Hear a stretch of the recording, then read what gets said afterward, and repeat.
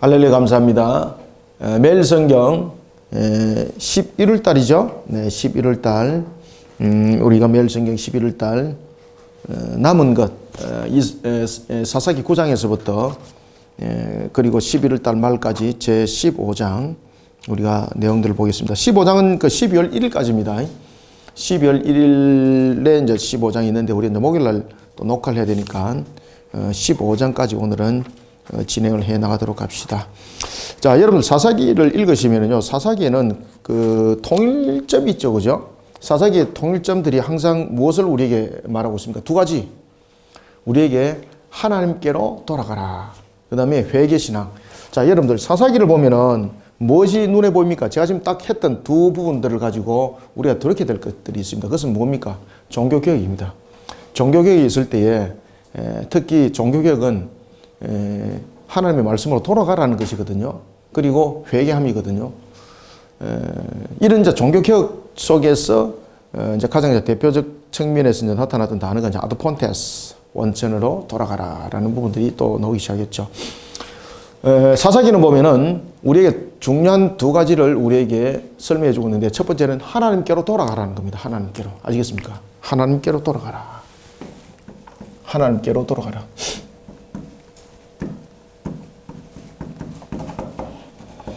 그러면은 우리가 하나님께로 어떻게 우리가 돌아갈 것인가? 우리가 어떻게 하나님께 여러분들 돌아가겠습니까? 신앙의 근본을 세워야 되는 거죠. 신앙의 근본.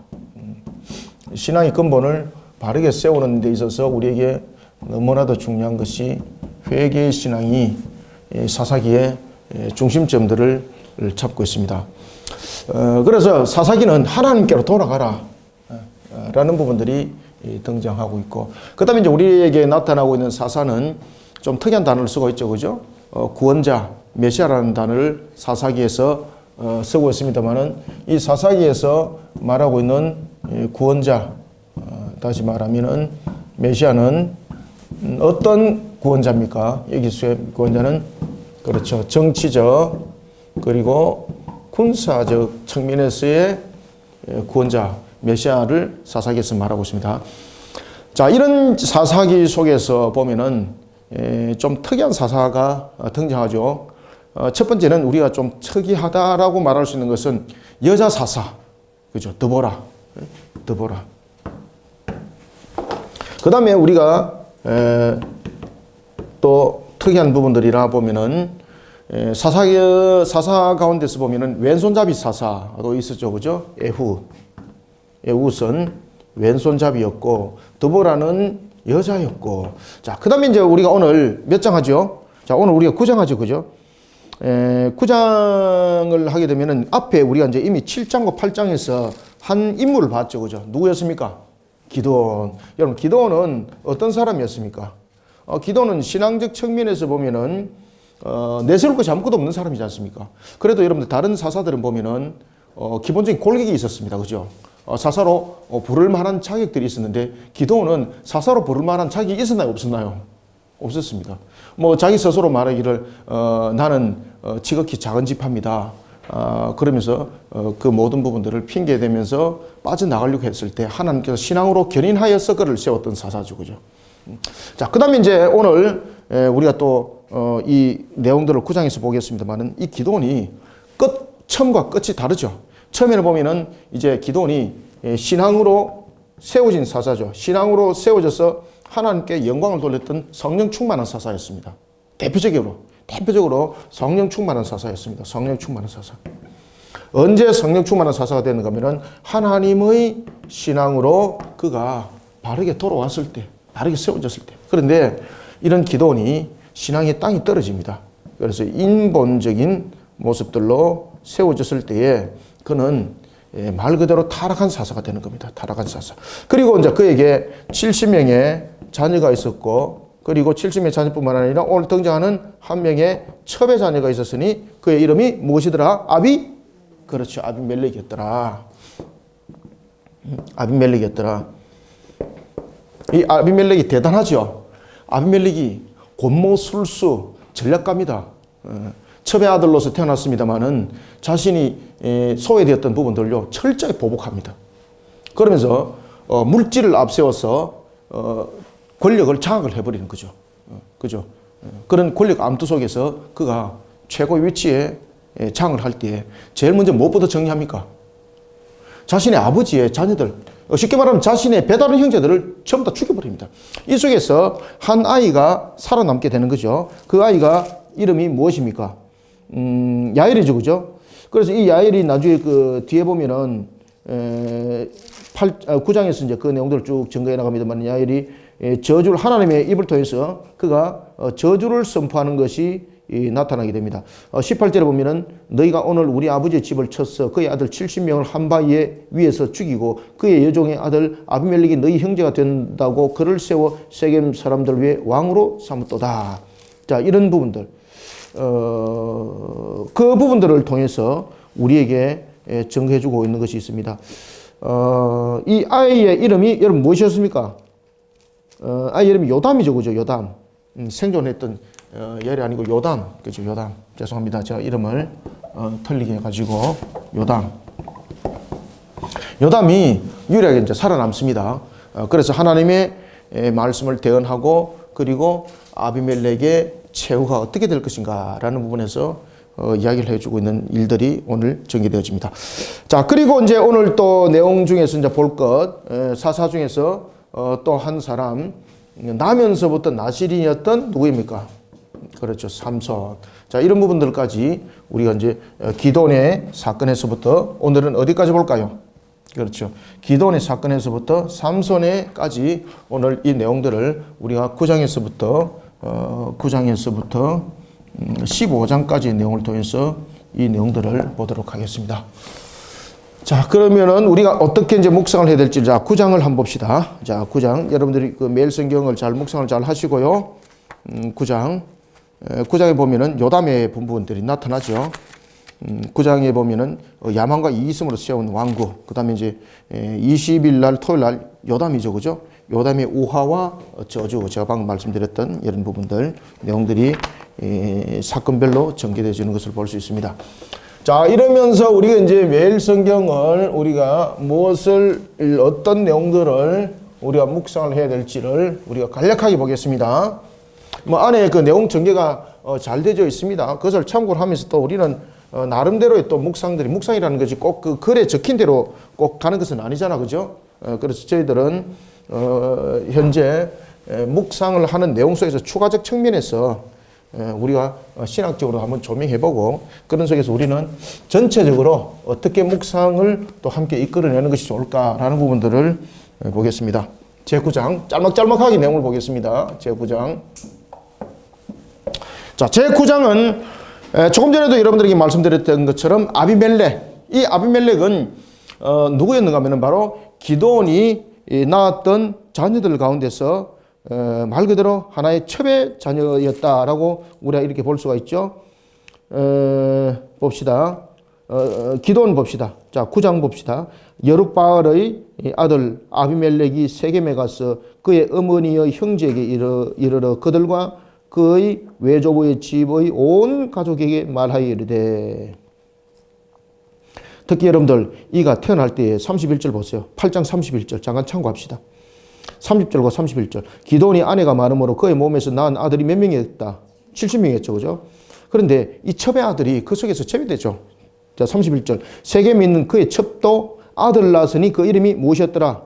그렇죠. 아비멜렉인데 온 집안으로부터 쉽게 말하면은 배척을 당하고, 그리고 70명의 아들로부터도 그가 배척을 당하게 됩니다. 그때에 이가 이제 나이가 어느 정도 차서 그가 세력을 규합을 합니다.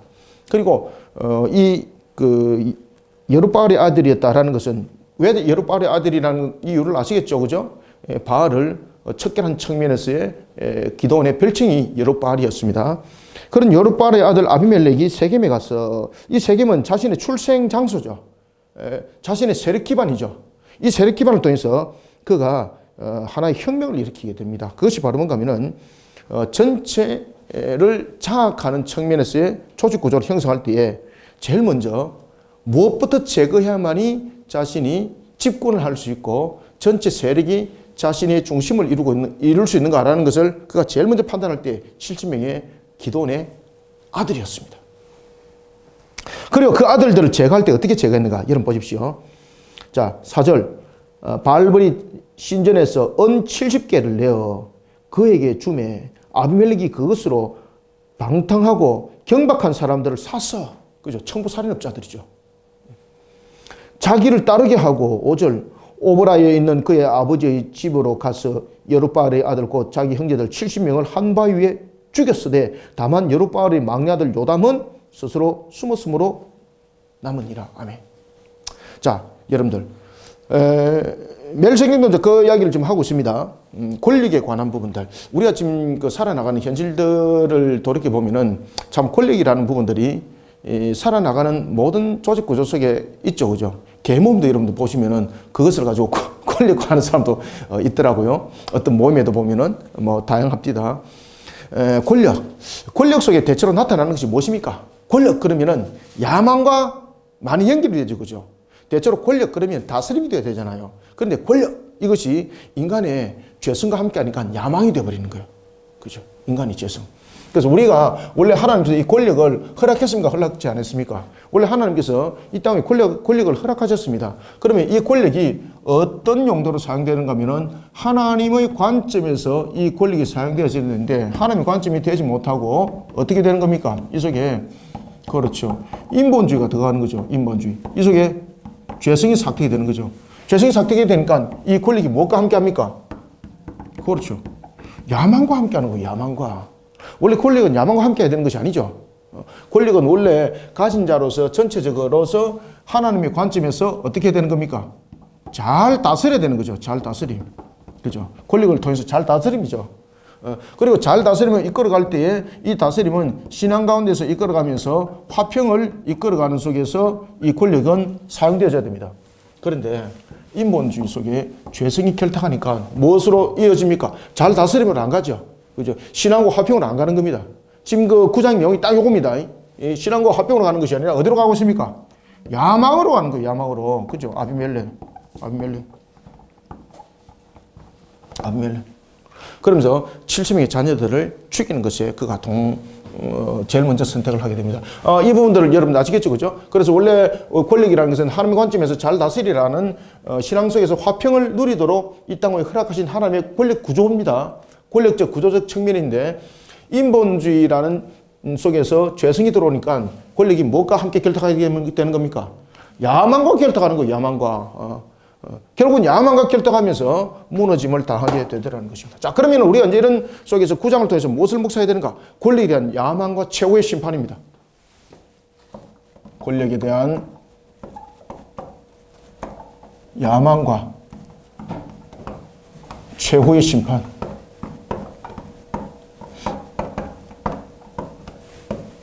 최후의 심판. 자, 그러면 우리는 구장을 통해서 세 가지 관점을 놓치지 말고 한번 우리가 묵상을 봅시다. 첫 번째는 불의한 권력입니다. 불의한 권력, 불의한 목적을 이루는 일에 어떤 모습으로도 우리는 동의해서는 안 된다는 것이 이 속에 묵상이 되어야 됩니다. 아비멜렉을 통해서. 아시겠죠? 그죠? 우리가 어떤 권력이 주어졌습니다. 또는 내가 어떤 위치에 권력을 가질 위치에 세워졌습니다. 그러면 제일 먼저 불의한 권력이 돼서는 안 됩니다. 그리고 두 번째, 불의한 목적을 이루는 일에 이 권력 사용하면 안 됩니다. 절대 어떤 모습으로 동행하면 안 됩니다. 동행하게 되면 여러분 어떻게 됩니까? 죄성에서 인본주의가 야망으로 가고 나중에 이것은 결국은 몰락해버리는 심판에 이르게 된다는 겁니다. 그래서 첫 번째 묵상해야 될 것은 불의한 권력, 불의한 목적을 일삼으면 안 된다. 불의한 권력, 불의한 목적, 불의한 권력, 불의한 목적을 이루는 일에 어떤 모습으로도 동의해서는 안 된다. 목적을 이루는 일에 어떤 모습으로도 동행을 이루면 안 된다.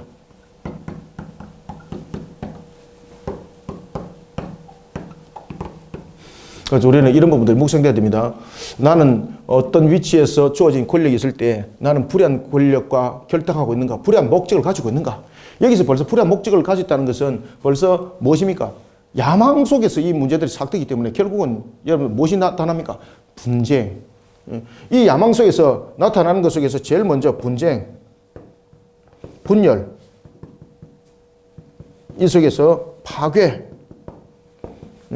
그리고 결국은 이 부분들이 살인으로 발전했죠. 그죠? 살인으로.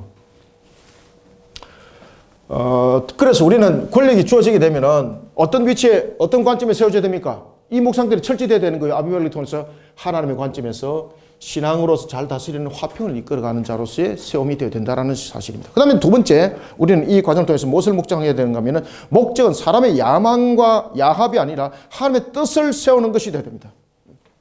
권력의 목적. 권력의 목적이 무엇입니까? 권력의 목적이 야망과 야합이 돼서는 안 됩니다. 야망과 야합이 돼서는 안 됩니다. 이 권력의 목적이 무엇이 되어야 되는 겁니까? 그렇죠. 하나님의 뜻을 세우는 것이 되어야 됩니다. 권력의 목적이 하나님의 뜻을 세우는 것. 하나님의 뜻을 세우는 것이 되어야 된다. 이런 부분들이 우리가 지금 아비멜렉의 내용들을 통해서 우리가 묵상되어져야 됩니다. 여기 있네. 아비멜렉의 내용을 통해서 묵상되어져야 됩니다. 자, 그 다음에 이제 세 번째는 우리가 9장을 통해서 무엇을 묵상해야 됩니까? 악을 도모하는 권력은 항상 배반을 불러오게 됩니다.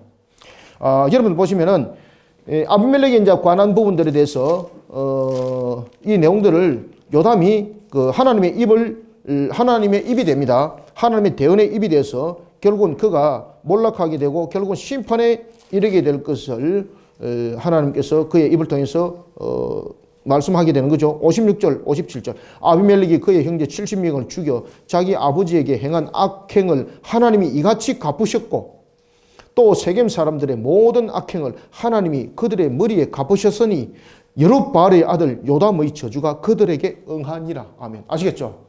그래서 우리는 악을 도모하는 권력은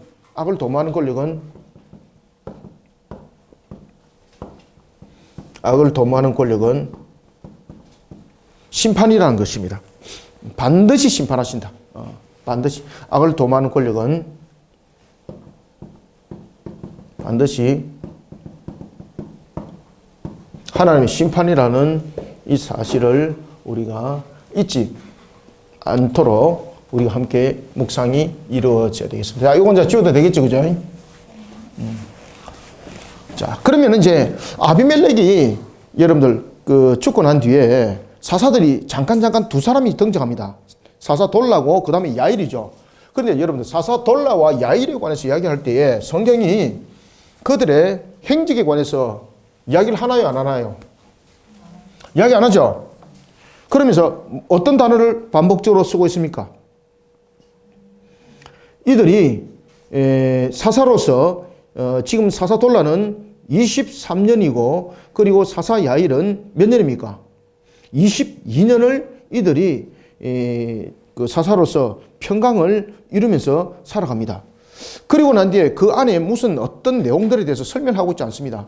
이것은 여러분들 무엇을 깨달아야 되는 것인가 하면은 그리고 난 뒤에 이제 입다 부분들이 10장에서 등장하는데 이 돌라와 그리고 야일에 관해서 우리가 공통점들 속에서 찾아야 될 것은 바로 뭔가 하면은 이들이 하나님께서 주신 사명에 대해서 충실한 자였습니다. 그러니까 별 다른 이야기들이 내용들이 나올 이유가 없는 거예요. 아시겠습니까? 내용들이 많이 나온 사람들은 대체로 무슨 내용들 때문에 내용이 나오는 겁니까? 문제점들이 있기 때문에 내용들이 계속 많이 나오는 겁니다. 그래서 이 속에서 분명히 돌라는 23년을 다스렸습니다. 그리고 야일은 22년을 다스렸습니다. 이 문제도 발견되어질 수 있는 거지 않습니까? 그런데 이들의 다스림은요, 앞에 나타나고 있는 그런 기도원과 같은 그런 모습들의 내용들이 담겨지지 않습니다. 그래서 평강이 계속 유지가 되는 겁니다. 이런 평강이 유지가 됐기 때문에 큰 사건들이 유발되지 않았습니다. 그러니까 사건들이 이 속에 등장하지 않는 겁니다. 이것을 갖다 그냥 간단하게 보고 넘어가 버리면 안 된다는 거죠. 그래서 우리가 세상적인 관점으로 볼 때는 돌라, 야일, 어떻게 측면에서 보면은 볼품없이 보이는 거잖아요. 절대 그렇지 않아요. 항상 우리는 하나님으로부터 세움받은 자가 되면은요, 세상적 측면에서는 어떻게 보일지 모르지만 항상 하나님의 관점 속에서 세워서 나가게 되면은 그 역사는 하나님의 기록책에 다 남겨지게 되는 겁니다. 자, 우리는 이제 제11장을 통해서, 제10장입니다. 제10장, 그죠? 죄송합니다. 제10장. 자, 제10장을 통해서 우리가 묵상해야 될 것은 하나님의 은혜, 하나님의 은혜를 망각한 불순종의 악순환을 우리가 보겠습니다. 하나님의 은혜를 망각한 불순종. 불순종의 악순환.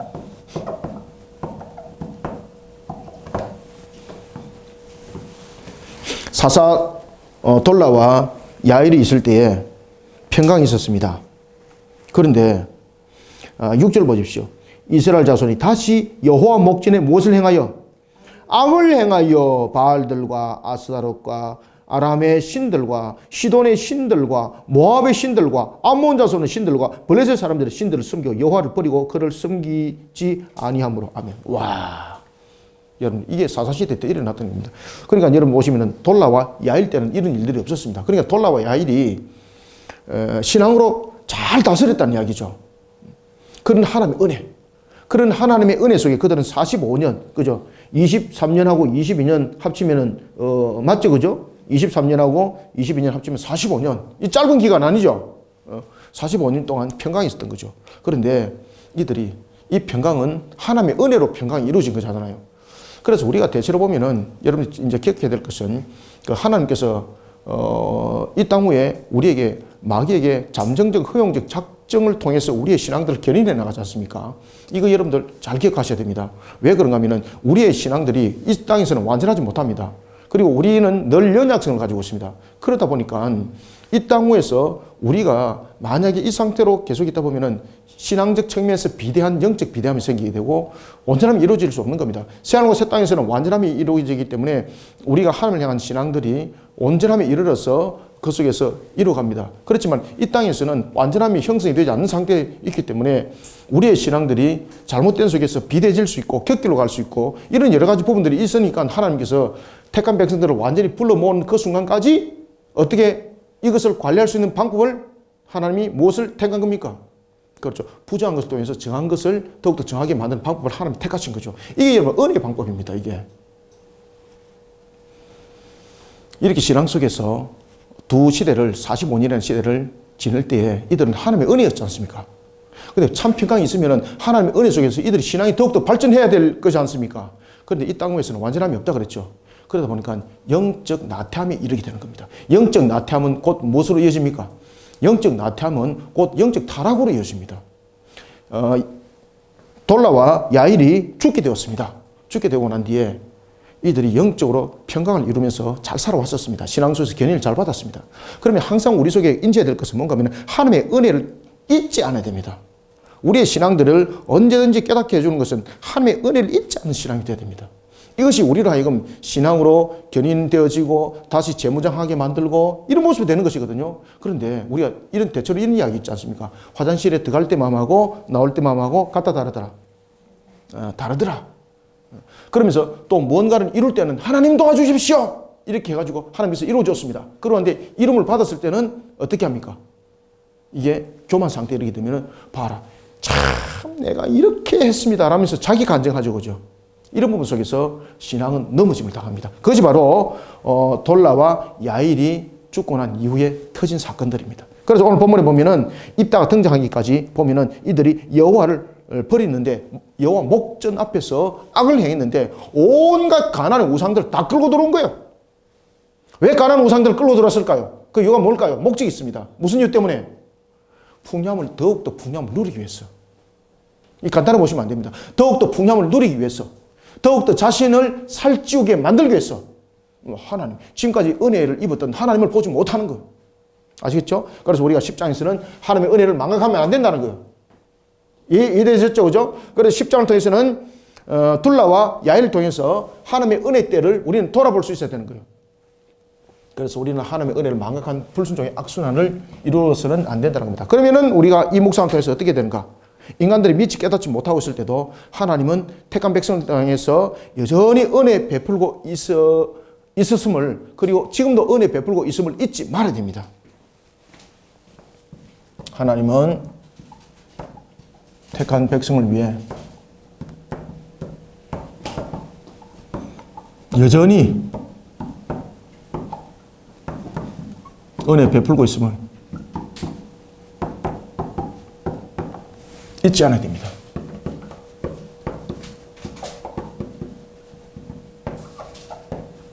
이것을 잊어버리니까 이제 자신들에게 더 많은 풍요를 줄 수 있는 신들을 찾았던 거예요. 그래서 보십시오. 얼마나 온갖 신들을 다 끄집어 들어오고 있습니까? 특히 여러분 보시면 가나안 신 가운데서 바알이 지금 대표되는 거죠. 바알은 어떤 신이에요? 풍요를 누리게 한 신이에요. 그리고 바알은 어떤 신입니까? 자녀를 많이 생산케 하는 그런 신이에요. 그래서 이들은 바알을 통해서는 음란 행위를 많이 하죠. 바알이 항상 오면 누가 함께 따라옵니까? 아세라가 항상 함께 따라오죠. 바알 남신, 아세라 여신. 그래서 이 바알의 제의를 드릴 때는요, 성관계를 해요. 이 성관계를 하면은 그 신이 아주 기뻐한다는 거죠. 그것이 제의가 된다는 거예요. 그럴 때에 그 신이 흥분하여서 비를 내려준대. 이것이 남자의 정액이고, 땅에 그물이 떨어져서 삭이 나지 않습니까? 생물이 나잖아요. 그래서 땅을 여자의 자궁이라는 거예요. 아세라. 아시겠죠? 그죠? 이런 속에 이들이 더 많은 풍요를 그들은 계획하고 있었고, 그리고 그런 타락함 속에 빠졌다는 겁니다. 항상 여러분들 누가 은혜를 베푸셔야 되는 겁니까? 여러분들 우리가 이 땅 위에 생물이 번성하고 우리에게 또한 재물이 생기는 것은 어떤 은혜인가 하면 저를 따라합니다. 하나님의 일반적 은혜. 시작. 하나님의 일반적 은혜. 하나님께서 우리에게 일반적 은혜를 베푼 속에서 우리에게 재물이 있고 모든 것들이 있습니다. 그래서 우리는 항상 하나님의 은혜를 지금도 베풀고 계심이라는 것을 잊지 말아야 됩니다. 그런데 인간들이 이것을 잃어버리니까 더 많은 것을 요구하게 되고 더 많은 것을 요구하면서 그들이 찾았던 것이 뭔가 하면은 그러한 우상 숭배 속에 풍요를 누리게 하는 것들을 찾아갔고 그 속에서 바알이 선택되었습니다. 그런가 하면은 바알뿐만 아니죠. 온갖 신들이 이 속에 잡동사니가 다 일어나게 되는 겁니다. 아스타롯, 그 다음에 모압의 신, 뭐 암몬의 신, 블레셋의 신, 온갖 것들이 다 끌고 다 들어오는 거예요. 그죠? 자, 그 다음에 이제 두 번째는 이러한 부분들을 통해서 우리가 이제 알아야 될 것은 이제 입다가 이제 등장하기 전이죠. 입다가 등장하기 전에 하나님께서 입다를 부르는 것은 11장에서 부릅니다.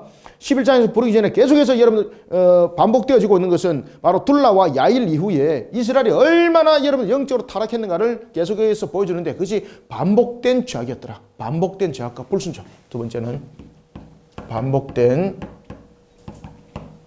죄악과 불순종. 반복된 죄악과 불순종입니다. 이 반복된 죄악과 불순종에 빠지지 않도록 우리는 죄와 동행하는 것이 아니라 항상 무엇과 동행해야 되는 겁니까? 그렇죠. 십자가와 동행을 이루는 삶이 되어야 됩니다. 십자가와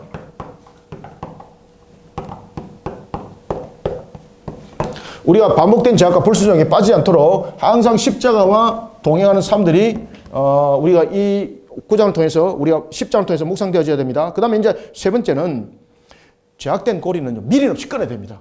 여기서 보면은 죄악된 고리를 미련 없이 못 끊어내니까 더 많은 것, 여력을 가지고 혹시나 저게 조금만 더 있으면은 혜택이 좀 더 주어지지 않을까라는 그런 미련들 이런 속에 그들이 푹 빠져버렸던 거죠.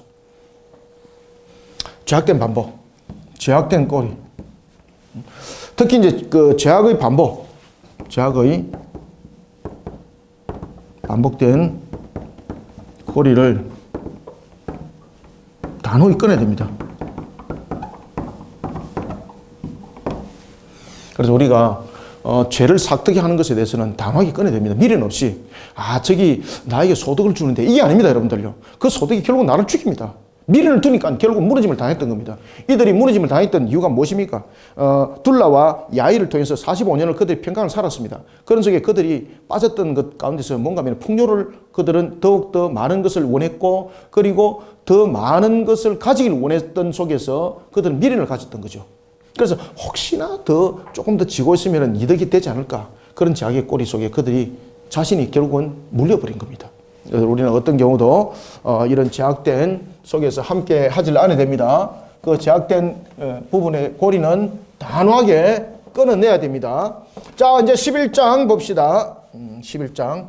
앞에는 이제 설명을 제가 다른 것을 전반적으로 설명한다고 좀 길었고, 이제는 조금 속도를 내겠습니다. 자, 11장은 우리가 무엇을 묵상하는 게 좋은가? 하나님의 역사. 이제 입다가 이제 등장합니다. 하나님의 역사와 그릇된 신앙의 비거. 입다에 나타나고 있는 것은 입다를 통해서는 하나님의 역사를 보게 되는 겁니다. 그런데 입다의 말년이 무엇입니까? 비극적 신앙입니다. 결국은 입다가 자신의 모습을 드러내면서 뭐라고 말합니까? 우리가 잘못된 서원은 어떻게 되죠? 특히 입다를 통해서 잘못된 서원은 반드시 회개하고 그것을 내려놓아야 됩니다. 우리가 사람들이 보면 대체로 이제 입다 부분에 대해서는 이제 서원 문제가 이제 등장하는데, 입다에서는 서원 문제가 등장합니다. 입다가 이제 서원에 대해서 이야기를 할 때 이 서원이 잘못된 서원입니다. 입다에 있어서 잘못된 이 서원은 그 순서가 어디로 가야 되는 겁니까? 적시 회개입니다. 적시 회개. 적시 회개인데 그가 회개치 않습니다.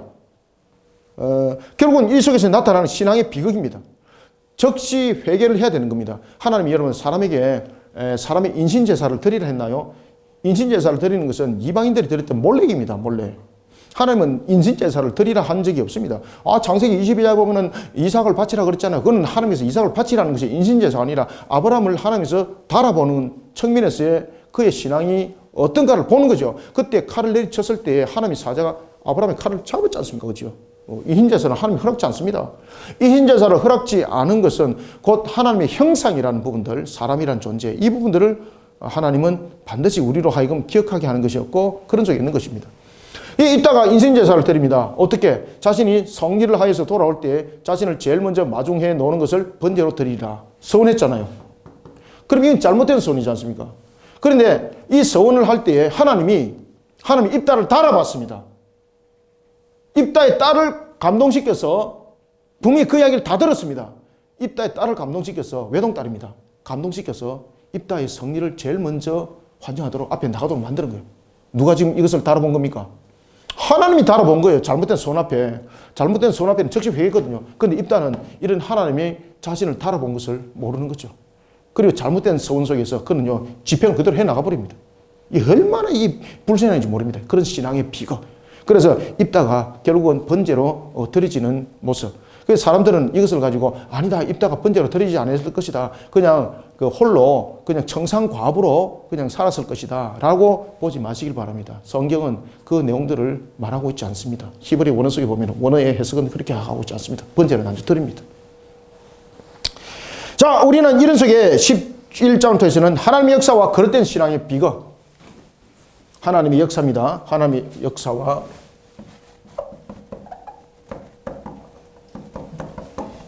그릇된 신앙의 비극.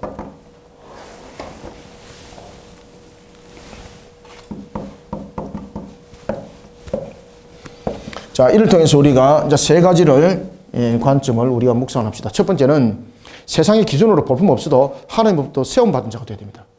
입다는 보십시오. 자, 1절 봅시다. 길라앗 사람 입다는 큰송 용사였으나 누구더라? 기생이 길라앗에게서 낳은 누구더라? 아들이었더라. 아들. 길라앗 사람이 길라앗에게 낳았던 아들인데 그는 큰 용사였는데 기생의 아들이었더라. 세상적 측면에서 보면 볼품 없지 않습니까? 그래서 우리도 첫 번째 묵상을 통해서는 반드시 묵상해야 될 것은 세상적 기준에서는 우리가 볼품 없을지라도 하나님으로부터 세움받은 자가 우리가 되어야 되는 겁니다. 아주 가치 있어요. 세상적 측면에서는 여러분 보시면은 개천에서 용나는 일들이 드물다 그러잖아요. 근데 우리가 여러분 개천이다 뭐다 따질 필요가 없는 겁니다. 우리에게 가장 중요한 것은 하나님으로부터 세움을 받는 것이 중요합니다. 아시겠죠? 그래서 우리는 세상 기준으로 볼품 없어도 세상의 기준으로 볼품 없어도 누가 세우는 자가 되어야 됩니까? 그렇죠. 하나님께서 세운 자가 되어야 됩니다. 우리는 하나님으로부터 세움을 받을 때는 두 가지가 있습니다. 첫 번째는 우리가 봤던 것처럼 온니엘, 그 다음에 드보라, 뭐 이런 부분들을 우리가 보면은 신앙으로 무장이 되어 있는 자들이지 않습니까? 그래서 우리가 세움을 받을 때는 두 가지의 방법이 있는데 세움을 받을 때에 첫 번째는 하나님이 선택합니다. 기도원과 같은 자, 그죠? 기도원을 볼 때는 여러분들 그가 사사로 세움을 받을 조건이 있습니까? 없습니까? 없죠. 두 번째는 신앙으로 세워진 자를 하나님께서는 찾습니다. 아시겠습니까? 우리가 1번으로서 혜택되었던 사람, 하나님으로부터 선택받은 사람들 같은 경우에 대표적인 사람들이 기도원이라면 또 삼손이죠. 우리가 오늘 끝에 볼 삼손. 그런가 하면 신앙 속에서 세워진 자를 우리가 여러분 한번 보시면은 특별하게 하나님이 선택해서 세운 자가 많습니까? 안 그러면 그들의 신앙을 통해서 그들을 세운 자들이 더 많습니까? 신앙을 통해서 세운 자들이 더 많습니다. 여러분 보십시오. 우리가 예언서 보십시오. 소선지서, 대선지서 예언서 보십시오. 특히 다니엘, 사드락과 메삭과 아벤느고 기억나죠? 신앙으로 세워진 자. 하나님이 그들 세우잖아요. 그죠? 예레미야는 여러분들이 이제 잘 아시는 것처럼 20살에 그가 선자로 세움을 받습니다. 그때 받을 때에 그가 스스로 겸손한 신앙 속에 있습니다. 그럼에도 불구하고 그가 자신의 고향이었던 아나도, 그곳은 진짜 소외된 곳이었거든요. 그 속에서 하나님이 그를 찾았습니다. 그죠? 그 신앙을 딱 보는 거죠. 이사야 어떻게 쓰임 받습니까? 그 신앙을 보시는 거죠. 그래서 우리는요, 아무리 형편이 어려움 속에 있더라도, 세상의 기준으로 볼 때는 볼품 없더라도 우리의 신앙으로 자신을 닦아가시길 바랍니다. 하나님이 크게 세웁니다. 아시겠죠? 그가 대표적인 사람이 누구였더라? 입다였더라. 입다. 그래서 우리는 신앙 속으로 내가 지금 세우고 있는가라는 부분들을 잘 묵상하시기 바랍니다. 그 다음에 두 번째는 세움을 받았을 때입니다. 세움을 받았을 때입니다. 입다. 세움을 받았을 때는 자신을 돌아보는 관점이 되면 안 됩니다. 세움을 받았을 때, 이제는 세움을 받습니다. 세움을 받았을 때 어떻게 됩니까? 자신을 돌아보면 안 됩니다. 자신의 관점이 쓰면 안 됩니다. 세움을 받았을 때는 하나님의 은혜를 기억하고 하나님의 주권을 잊지 말아야 됩니다.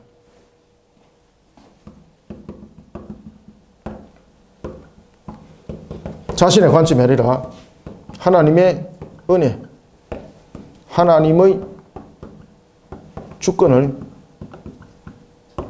잊지 말아야 됩니다.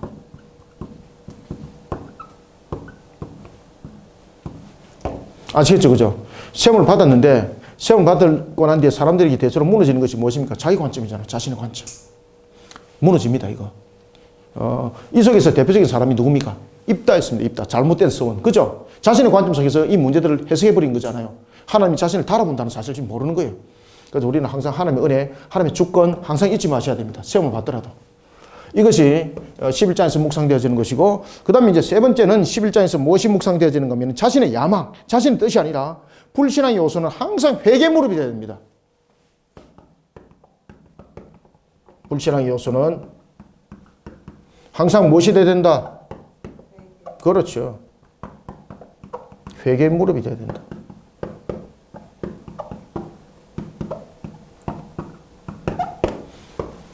잘못된 서원. 그죠? 잘못된 서원. 학교에서 이제 학생들을 가르치면 서원 문제 갖고도 학생들이 질문을 많이 하더라고요. 잘못된 서원은 여러분들, 그것은 서원이 아닙니다. 잘못된 서원은 야망이 될 수 있고, 잘못된 서원은 인과 응보가 될 수 있습니다. 여러분, 욥기서에서 하나님께서 욥에게 무엇을 계속 가르칩니까? 잘못된 인과 응보 신앙을 꺾어버리지 않습니까? 그래야 이제 욥이 그 인과 응보 신앙에 대해서 깨닫게 되죠. 그러면서 회개할 때 하나님이 그걸 회복시켜요. 잘못된 신앙은, 잘못된 서원은 신앙이 아닙니다. 잘못된 서원은 즉시 회개예요. 그래서 하나님께서 입다에 그것을 가르치고 있는데 입다는 이것을 깨닫더라, 못 깨닫더라? 못 깨달았던 거예요. 자, 그 다음에 이제 제12장을 보겠습니다. 제12장.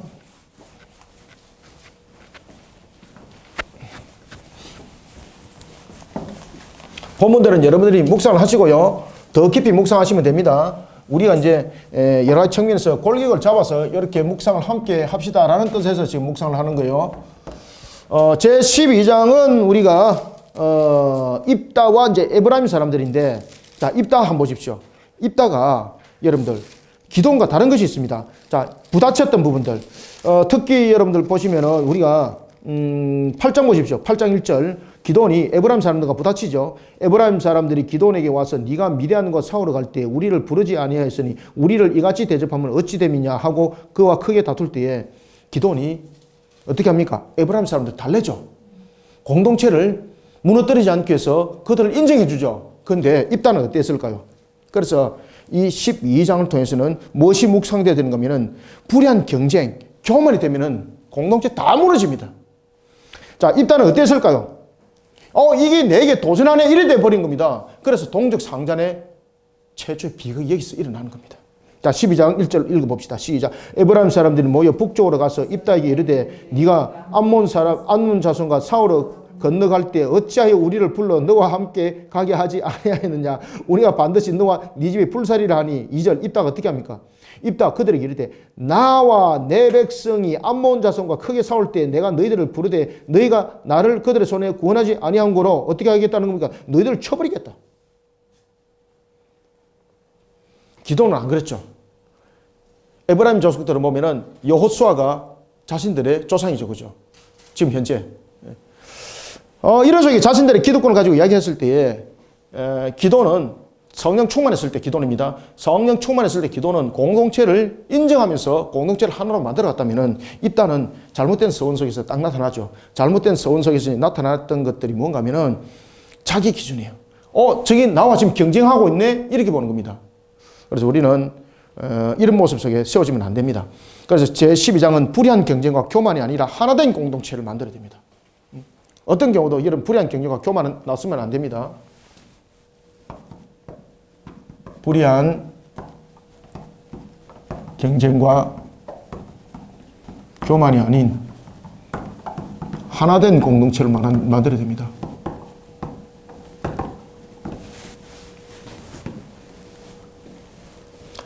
자, 이런 측면에서 우리는 세 가지를 묵상하게 되면요, 우월감과 경쟁은요, 결국은 공동체를 무너뜨립니다. 그죠? 우월감, 경쟁 유발. 기억 맞나?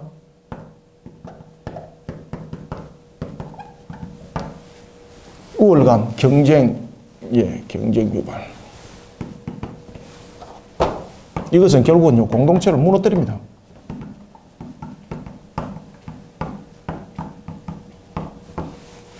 우월감을 앞세울 수도 있는 거죠. 너가 그때 그랬을 때 안 나타났잖아. 기도도 마찬가지였죠, 그죠? 에브라임 지파 불렀지만 안 나타났잖아요. 그렇지만은 기도는 성령 충만했을 때 그들을 품었습니다. 그런데 입다는 자기 중심이 딱 돼버리니까, 자기 우월감이 사로잡혔잖아요. 이것이 나에게 도전해? 덤벼? 그러면서 뭐라고 말하고 있습니까? 내가 암몬 자손하고도 싸워서 크게 무찔러 이겼는데 너희들이 나에게 덤벼? 이러면서 4절 입다가 길앗 사람을 다 모으고 에브라임과 싸웠으며 길앗 사람들이 에브라임을 쳐서 무찔렀으니 이는 에브라임이 말이 너희 길앗 사람은 본래 에브라임에서 도망한 자로서 에브라임과 므낫세 중에 있다 하였습니다. 동백상자는 비극을 일으킨 겁니다. 우월감, 경쟁 유발, 공동체 무너뜨립니다. 그죠? 그래서 우리는 우월감과 경쟁 유발이 아니라 우리는 어떤 사람이 되어야 되는 겁니까? 성령 충만한 사람이 되면 성령 충만한. 성령 충만한 사람, 성령 충만한 공동체를 우리가 만들어 가야 됩니다.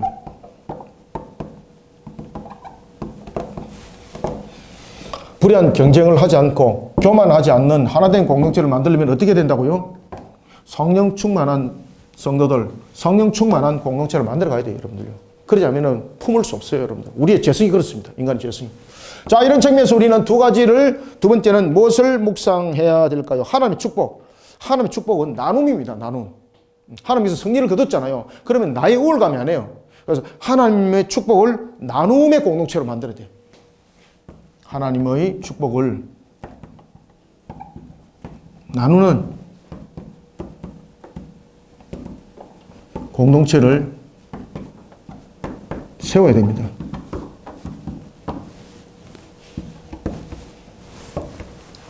그 다음에는 세 번째, 우리가 이제 제12장을 통해서 묵상해야 될 것은 사리와 사욕에 빠지면 안 됩니다.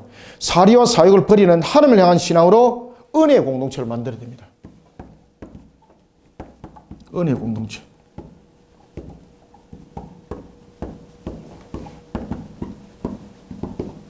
자, 여러분들, 은혜의 공동체는 어떻게 만들어진다고 그랬습니까? 사리와 사욕을 버려야 됩니다. 사리, 사욕.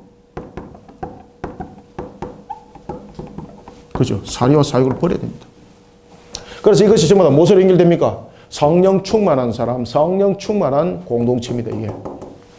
자, 이것이 묵상돼야 됩니다. 이게 이제 큐티는 그 내용들이 없습니다만은 우리는 이 부분까지 묵상이 되어져야 되는 거예요. 특히 이제 기도원 부분들과 에브라임 사람을 같이 서로 대조해 보면서 이런 사건들을 볼 수도 있어야 됩니다. 기도원도 충분하게 에브라임 사람들을 박대하고 칠 수 있었죠. 그렇지만은 그때는 기도원이 그들을 품죠. 성령이 충만한 사람. 자, 그 다음에 이제 제13장을 통해서는 우리가 무엇을 묵상해야 되는가? 제13장.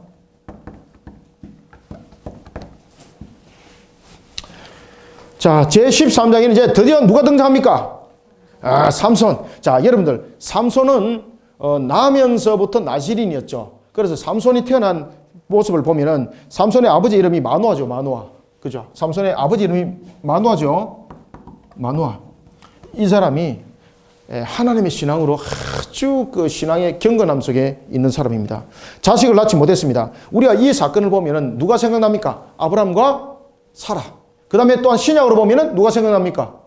요한의 어머니, 아버지 기억나죠? 그죠?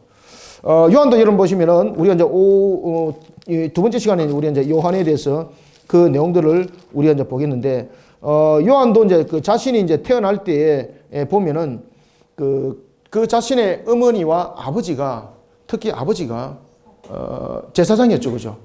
제사장으로서 아주 경건에 이르렀던 자.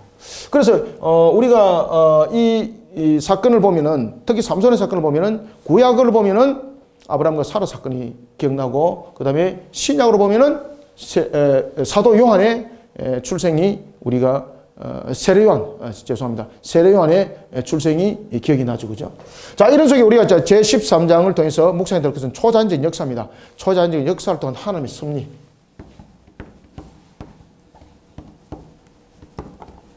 초자연적 역사를 통한 하나님의 섭리.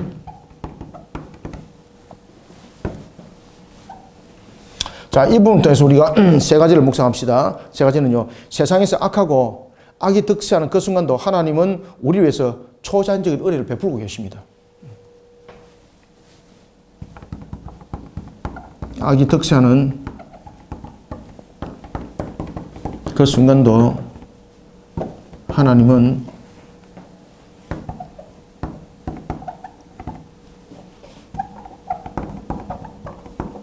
역사는 계속된다.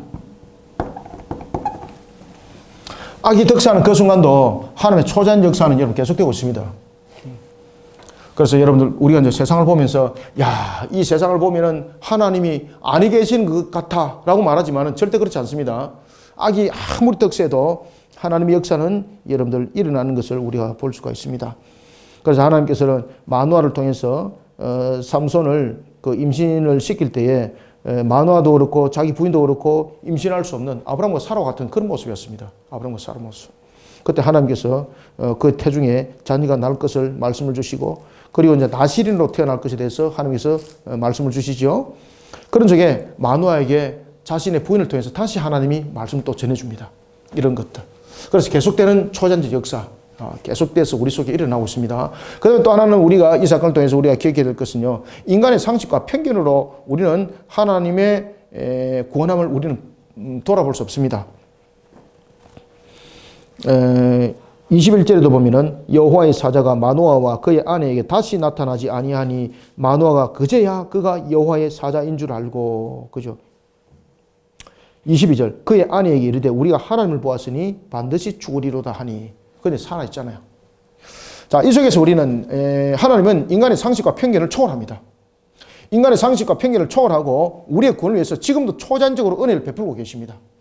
하나님은요, 이 부분들을 인정하셔야 됩니다. 하나님은 인간의 상식을 넘었습니다. 인간의 상식과 편견을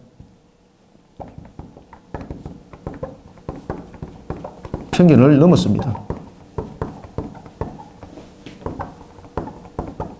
초자연적으로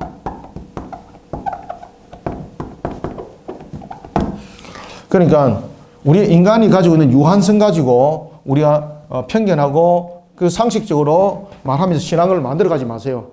그래서 신앙 속에서는 제일 중요한 것이 무엇입니까? 신앙 속에서 제일 중요한 것은 믿음입니다. 믿음과 순종입니다. 그 말씀에 순종하고, 우리의 인간적 측면에서 우리가 이것을 상식적으로 성경을 저울질하고 편견하고 판단하는 속에 우리는 하나님의 초자연적 역사를 묶어버리고 하나님께서 우리를 통해서 일하시고자 하는 것들 다 묻어버립니다. 그래서 우리는 오늘도 하나님은 초자연적인 역사를 통해서 우리를 구원하시죠. 우리를 구원하는 것은 여러분 초자연적 역사입니다. 아시겠습니까? 우리가 복음을 전하는 것들, 그것도 여전히 일어나고 있습니다. 하나님께서 택한 백성 단 하나도 구원에 이르지 못하지 아니하도록 하겠다라는 것을 믿음으로 믿고 우리는 그것을 순종하며 이뤄야 되는 것이죠. 이것이 굉장히 중요한 것입니다. 자, 그 다음에 이제 세 번째는 우리가 13장을 통해서 묵상해야 될 것은 무엇인가 하면요, 하나님의 초자연적 역사입니다. 하나님의 초자연적 역사와 은혜에 대해서 우리는 어떻게 됩니까? 하나님의 섭리와 주권적 간섭 앞에 아멘입니다. 우리는 하나님의 초자연적 역사 앞에 아멘의 신앙이 되어야 됩니다. 아멘은.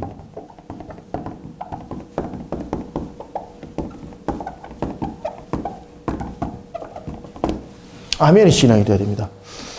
여러분들 보시면은 상식으로 보면은 그의 아내 그리고 마노아 하나님을 봤죠. 반드시 죽으리라. 그죠? 이게 기본적인 그들의 상식이었고 그들의 내용들이었습니다. 그런데 23절 그의 아내가 그에게 이르되 여호와께서 우리를 죽이려 하셨더라면 우리 손에서 번제와 소제를 받지 아니하였을 것이요 이 모든 일을 보이지 아니하셨을 것이며 이제 이런 말씀도 우리에게 이르지 아니하셨으리라 하였더라. 아멘. 25절 소라와 에스타올 사이 마하네단에서 여호와의 영이 그를 움직이기 시작하셨더라. 그죠? 초자연적 역사 앞에는 항상 아멘이 중요합니다. 아멘. 아멘의 신앙으로 우리는 하나님의 사명들을 감당하는 성도들이 되야 됩니다. 아시겠죠? 우리가 하나님께서 지상 대위임령을 우리에게 명하셨습니다. 여기에 대해서 우리의 형편과 환경을 따지는 것이 아닙니다. 하나님이 우리의 형편을 모르시겠습니까? 머리 한 올도 다 헤아리신 분인데 제일 중요한 것은 여러분 아멘으로 응답하는 것이에요. 아멘으로 응답하는 것. 자, 이제 14장을 보겠습니다. 제 14장. 자, 제 14장은 우리가 묵상이 될 것은 뭔가 하면 다른 목적과 다른 수단입니다. 다른 목적. 이게 무슨 말인가 한번 봅시다. 다른 목적, 다른 수단. 하나님께서 삼손에게 능력을 줬습니다. 근데 그 삼손은 그 능력을 가지고 무엇합니까? 자신의 정욕을 해결합니다. 다른 목적, 다른 수단. 자, 하나님께서 삼손에게 중요한 내용입니다. 본문에 보면은 하나님께서 삼손이 이방 여인과 결혼을 하려고 아버지와 함께 내려갈 때였습니다. 그죠? 그때 삼손이 그 앞에 무엇을 보는 겁니까? 삼손이 한 사자가 그 앞에 나타나죠. 이거는 무엇입니까? 하나님이 그 길을 가면 안 된다고 막는 겁니다. 그런데 그는 인위적으로 자신의 힘을 통해서 사자를 때려잡아 버리죠. 그리고 사자를 찢어 죽이죠. 그죠? 그러고 난 뒤에 다음에 아버지와 함께 내려갔을 때에 어떤 일이 벌어졌습니까? 그 죽은 사자 속에서 꿀이 생겼죠. 여러분들, 꿀은요, 벌은 살아있는 그런 그 속에서는 벌이 울타리를, 둥지를 치지 않습니다.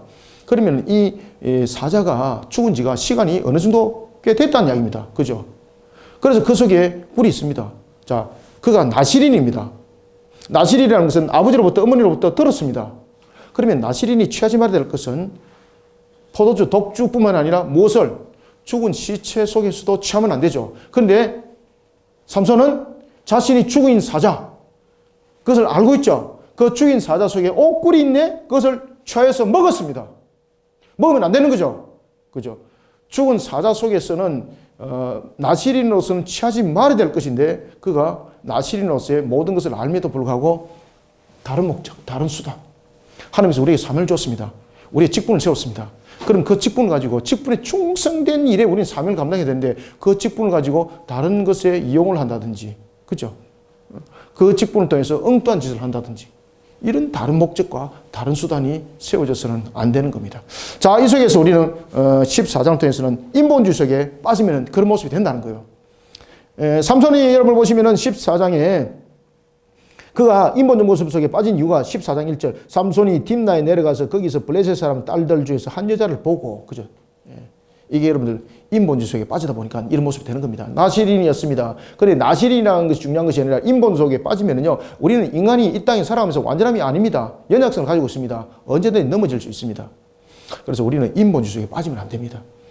그래서 우리는 인본주의 속에 빠져서 하나님께서 자신에게 주신 세우신 목적을 망각해버리면 안 되는 거죠. 그래서 자신의 만족을 채우는 것으로서 바뀌어버리게 되는 겁니다. 그래서 우리는 제일 먼저 첫 번째 인본주의 속에 빠져 하나님께서 자신을 세운 목적을 자신의 만족을 채우는 목적으로 바꾸는 악을 도모한 자리에 서지 말아야 됩니다. 첫 번째는 인본주의 속에 빠지면 안 됩니다. 하나님의 목적을 자신의 만족을 채우는 수단으로 바꾸면 안 됩니다.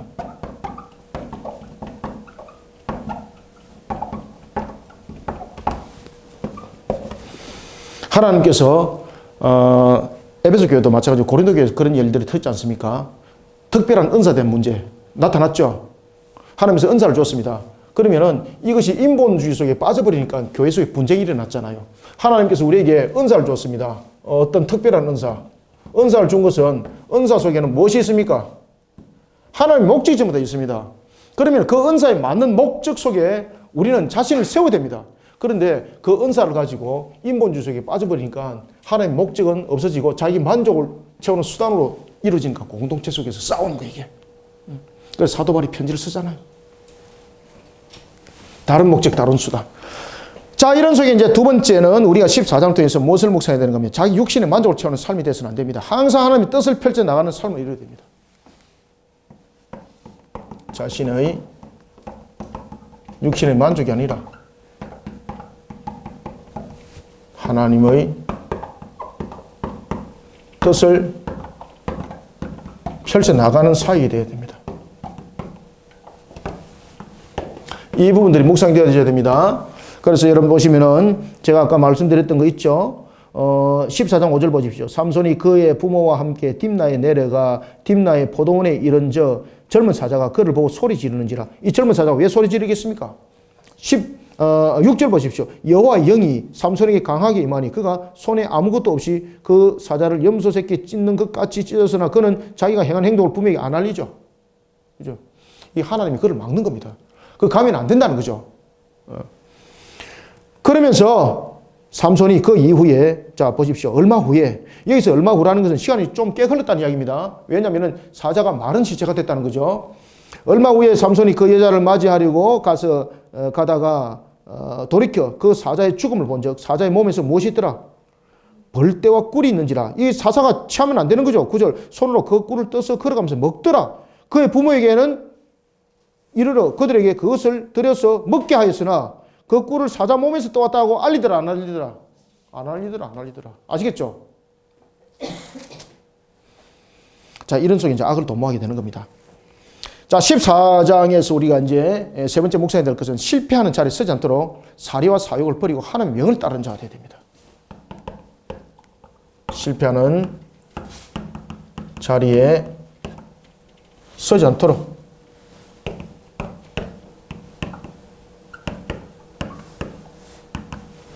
하나님의 명을 따라야 됩니다. 하나님의 명을 따르는 자리에 서는 자. 하나님의 명을 따르는 자리에 서는 자가 되어야 됩니다. 14장을 쭉 나중에 묵상을 해보십시오. 그래서 여러분들 보시면은 사사로서 행해야 말이 될 짓을 하잖아요. 그가 이제 그 사자의 꿀을 취한 것을 가지고 수수께끼를 내죠. 수수께끼를 내면서 그가 이제 아내를 취하게 되었고, 그리고 이 블레셋 사람들이 그 아내를 통해서 내기를 걸었던 것을 통해서 그 아내를 꼬들겨서 사사에게 그 비밀을 알아내죠. 그러면서 이제 결국은 문제점들이 이제 터지게 됩니다. 그리고 이제 사사였던 삼손이 그 여인과 혼례를 치렀음에도 불구하고 함께 동침하지 않고 이 여인이 했던 행동에서 그가 화를 내고 집으로 돌아가게 되는 거죠. 그때에 블레셋 사람이었던 아버지가 그의 아내였던 그 아내를 블레셋 다른 사람에게 줘버립니다. 자, 이런 사건들이 이제 터지는 겁니다. 그래서 우리가 실패한 자리에 서지 않도록 하기 위해서는 하나님의 명을 따라야 됩니다. 첫 번째 우리가 보면은 삼손이 내려갈 때 사자가 그 길을 막았잖아, 그죠? 그러면 그 속에서 그가 왜 그곳을 가야 되는가를 다시 한 번 더 되새겨봐야 되는데 되새겨보지 않는 겁니다. 그래서 우리는 항상 하나님의 명하심을 항상 기억해야 됩니다. 그래야만이 실패하지 않습니다. 완전하신 하나님, 우리를 사랑하시는 하나님, 생육번성 충만하기를 축복하시는 하나님 믿어 의심치 말아야 되는 거예요. 그 하나님께서 명했다면은 명한 것에 우리는 순종하는 삶을 살아가는 것이 이 땅의 즐거움이고 기쁨이 되야 됩니다. 그런데 이것이 되지 못하고 자신의 사리와 사욕을 채우는, 욕망을 채우는, 육신의 만족을 채우는 일에 중심이 되어 있으니까 하나님께서 명하심이 자신에게 달고도 오묘한 말씀이 되지 못하는 겁니다. 살아나가는 방법이 달라져야 됩니다. 삼손을 보면서 우리가 이런 부분들을 키워나가야 됩니다. 자, 그 다음에 이제 두 번째는 우리가 마지막으로 15장을 보면은, 자, 삼손이 이제 큰 사고를 이제 치게 되는 거죠. 그것은 바로 뭔가 하면은, 삼손이 블레셋 사람에 대해서 보복을 하게 되는 겁니다. 자신의 아내를, 아버지가, 장인이 블레셋 사람에게 줘버렸습니다. 그러니까 그가, 그 사람들 밭을, 여우, 사절 보십시오. 여우 300마리를 붙들어서 꼬리에다가 횃불을 가지고 붙여서 그 온들을 다 태워버립니다. 그러니까 이 블레셋 사람은 열받아 버린 거예요. 열받아 가지고 어떻게 하는가 하면은 그 삼손의 장인과 그 여인을 불살라 죽여버리는 거예요. 그 사건이 터지는 거예요. 그러니까 이 삼손이 분노에 차서 8절 블레셋 사람들의 정강이와 넓적 다리를 크게 쳐서 죽이고 내려가서 에담 바위 틈에 머물렀더라. 블레셋 사람들을 죽여버린 거죠. 이 사건을 통해서 블레셋 사람들이 이제 대노하게 되는 겁니다. 이 삼손을 잡아야 되겠다. 그 당시에는 블레셋 사람들이 이와 같이 이스라엘을 다스릴 때였습니다. 그때 이 블레셋 사람들이 유대 지역에 올라와서 이렇게 말합니다. 너희들이 삼손을 사로잡아서 우리에게 주지 않으면 너희들은 우리가 진멸시켜버리겠다라고 말하니까 삼손이 유다 사람들의 포로가 될 수밖에 없는 그런 단계가 됩니다. 사로잡혀 줍니다. 11절 유다 사람 3,000명이 에담 바위 틈에 내려가서 삼손에게 이르되 너는 블레셋 사람이 우리를 다스리는 줄 알지 못하느냐 네가 어찌하여 우리에게 이같이 행하였느냐 하니 삼손이 그들에게 이르되 그들이 내게 행한 대로 나도 그들에게 행하였노라 하니라. 그러고 난 뒤에 사로잡혀 줍니다. 왜? 동족이 상해를 입어서는 상함을 입어서는 안 되기 때문에. 그리고 그때 그가 사로잡힘이 되었을 때에 14절을 보면 여호와의 영이 그에게 갑자기 임합니다. 그리고 그 결박을 풀게 되고 그가 여러분들이 잘 알고 있는 그 유명한 나귀의 새 특별을 가지고 블레셋 사람을 죽이게 되는데 7,000명을 그가 죽이게 되었더라라는 사건. 자, 이를 통해서 하나님의 또 다른 섭리를 우리는 볼 수 있는 겁니다. 그죠? 제15장 하나님의 또 다른 섭리.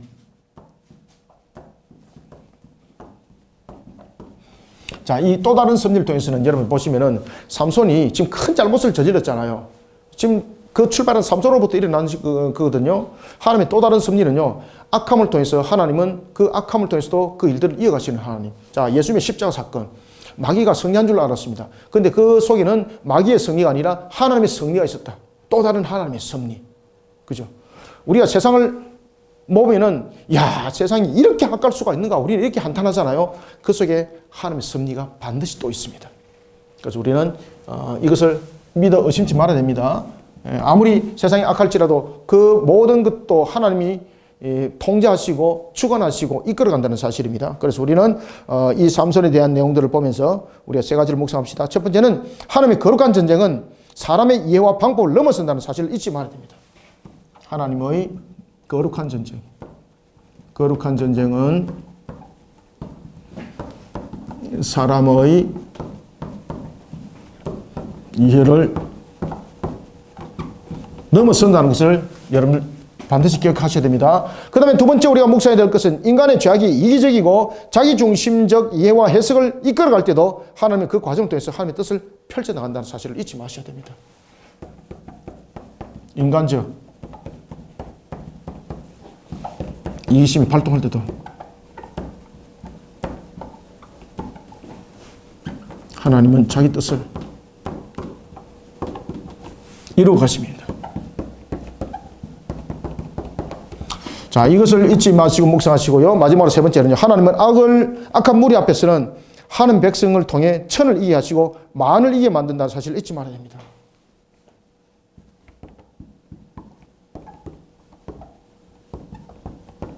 악한 무리들 앞에서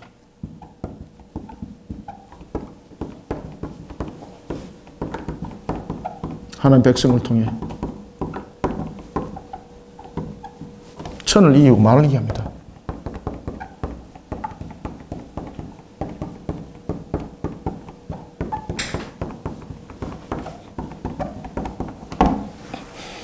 제가 칠판에 이렇게 글을 적는 것은 여러분 참고 잘 하시라는 겁니다.